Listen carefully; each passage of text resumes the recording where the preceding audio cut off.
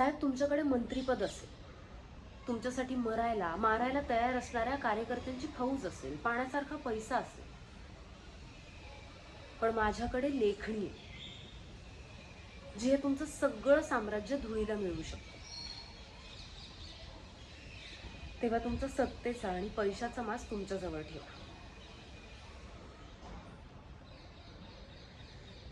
मी ज्या शाळेत शिकली आहे तिथे एक गोष्ट प्रकर्षाने शिकवली आम्हाला. अन्याय करायचा नाही आणि अन्याय सहनही करायचा नाही. तुम्ही भ्रष्टाचार केलाय तेव्हा त्याची शिक्षा तर तुम्हाला भोगावीच लागणार.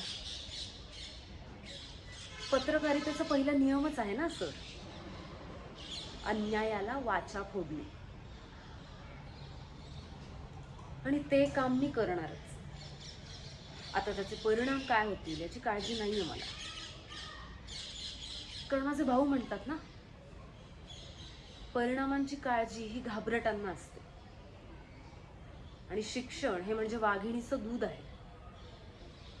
ज्यानं ते पिलं तो डरकाळी फोडणारच.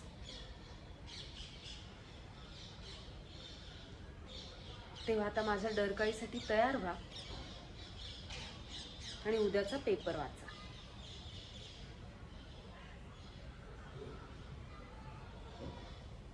येते मी.